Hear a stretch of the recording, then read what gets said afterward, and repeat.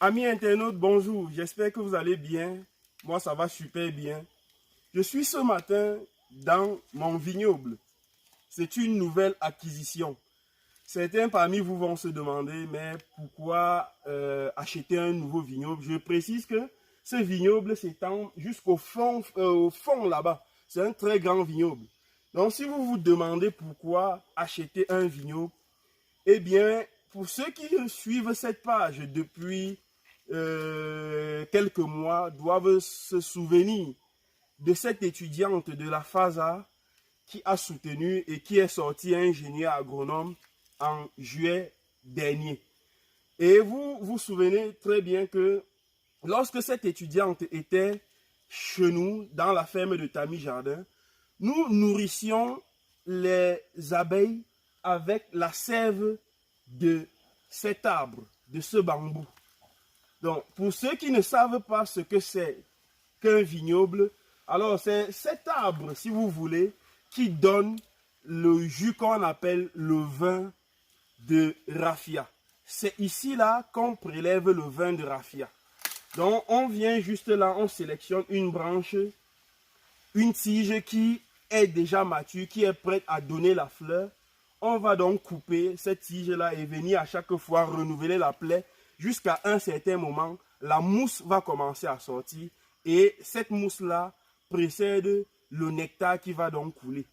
Et si vous avez l'habitude d'aller au village pendant les vacances, voir les parents, vous devrez vous rendre compte que quand vous arrivez dans les villages, ce sont des vieillards qui consomment le nectar. C'est vrai, il y a des jeunes qui en consomment, mais beaucoup plus, ce nectar est prisé par des vieillards.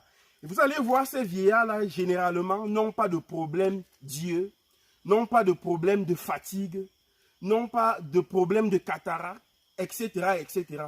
C'est justement parce que la sève de ce bambou est très riche en antioxydants.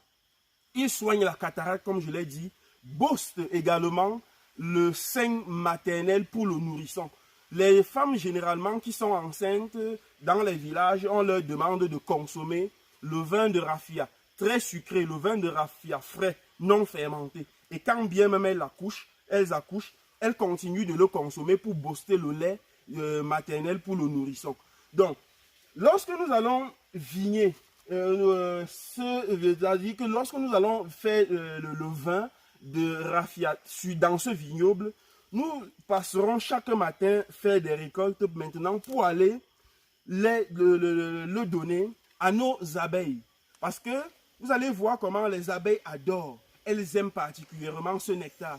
Parce que quand elles consomment ce nectar-là, quand les ouvrières viennent dans le vignoble consommer le vin de raffia, elles vont retourner nourrir c'est-à-dire qu'elles vont retourner nourrir les autres ouvrières et la reine qui est là-bas, et ça va booster la capacité de la reine à pondre davantage. Vous savez, une reine dans une ruche est capable de pondre plus de 2000 œufs par jour. Donc quand la reine, elle consomme ceci-là, ça booste ça booste son taux de ponte.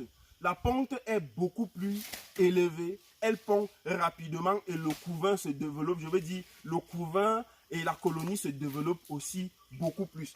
Donc voilà pourquoi nous avons pris ceci là, pour vous dire que dans l'entrepreneuriat, il faut toujours être vigilant, savoir ce qu'on veut, savoir là où on va. Vous voyez, ça nous permet, ici là, en nourrissant nos abeilles avec ce nectar, ça va nous permettre d'avoir du miel en abondance. Vous voyez, pendant les périodes de 17, des périodes où il n'y a pas assez de fleurs à bituminer, nous allons leur donner ça et ça va faire que la réserve en miel qu'elles auront stockée, elles vont laisser ça pour l'être humain, pour la santé de l'être humain. Donc, je partage ceci avec vous parce que il y aurait bien évidemment des gens qui se trouvent au Gabon, au Mali, en Côte d'Ivoire, qui auront également du vignoble ou bien du vin de palme, mais qui ne savent pas quoi en faire. Voilà, vous pourrez faire la même chose, c'est-à-dire acquérir des vignobles comme ceci-là, venir vigner et avoir votre rucher vous venez chaque matin juste leur donner. Vous voyez par exemple, ici là au Cameroun, on vend 1 litre de vin blanc, de vin de raffia à 150 francs.